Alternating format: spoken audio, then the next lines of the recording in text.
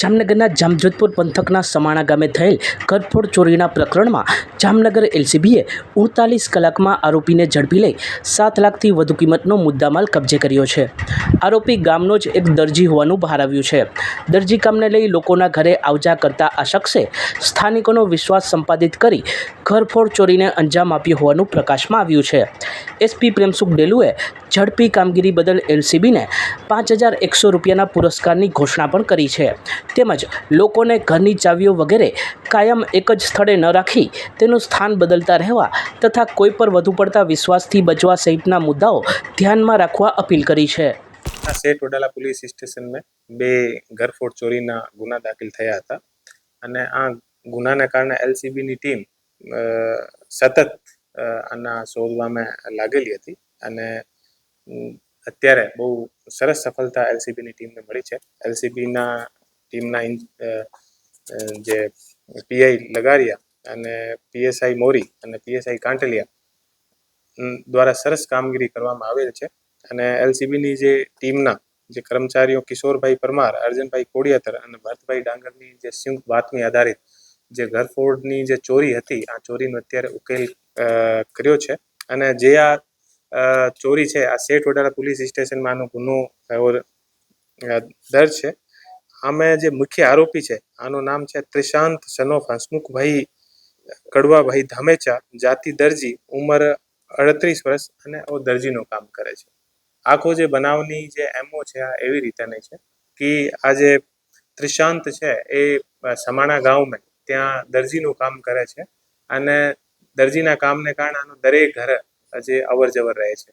તો અત્યારે જે દિવસે બે બનાવ બન્યા છે એ બનાવના કામે આ બંને લોકોને ઘરે ગયો હતો અને આ જ્યારે ઘરે જાય તો આનો કોઈ સિલાઈમાં સીવણના કામ માટે કોઈ કપડાં આપેલા હોય એ લઈને અને આને ઘરે જાય અને આને ખબર હોય કે ઘરમાં શું વસ્તુ છે અને ક્યાં મૂકેલી છે અને એ સમય ઘરે જાય જે સમયે ઘરના લોકો ઘરના અંદર ના હોય અને કોઈ બીજો લોકો પણ આ ઉપર આશંકા યા સંદિગ્ધ આને ના માને દરજીનું કામ કરે છે અને કપડાં લઈને બીજાને ઘરે જાય છે.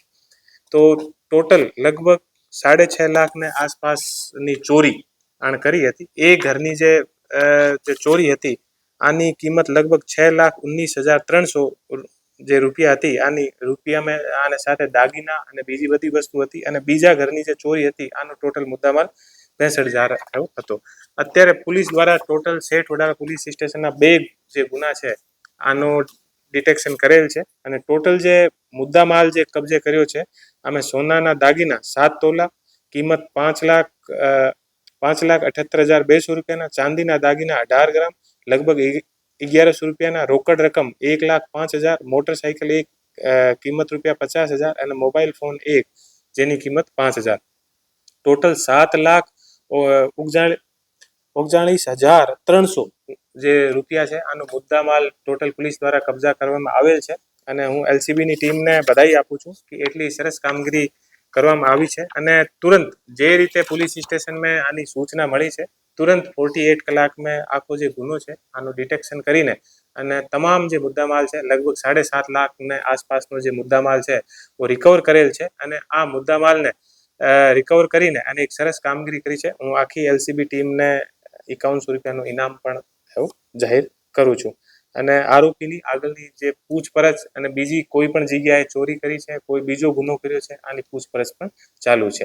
એક આપ તમામને માધ્યમથી હું દરેક લોકોને એક અપીલ કરવા માંગુ છું કે કોઈ પણ જે ઘરથી બહાર જાય તો પોતાની જે ચાબી હોય બીજી વસ્તુ હોય એ વારંવાર એક જગ્યાએ ના મૂકે અને એવી જગ્યાએ ના મૂકે જે આસપાસના લોકોને બીજાને બધાને ખબર હોય અને કોઈ લોકો પર એવી રીતે વધારે વિશ્વાસ ના કરવો જોઈએ. આ જે ચોરી થઈ છે આ વધારે વિશ્વાસને કારણે આજે ચોરી થઈ. જામનગરની જીજી હોસ્પિટલનો વધુ એક વિડીયો વાયરલ થયો છે જેમાં એક મહિલા હંગામો કરતી નજરે ચડે છે.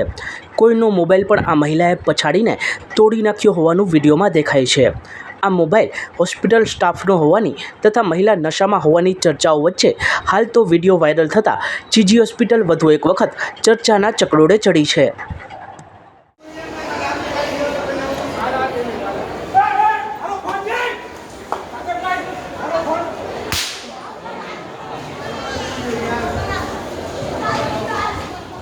સચોટ સમાચારો સૌથી ઝડપી મેળવવા માટે અમારી ચેનલને સબસ્ક્રાઇબ કરો.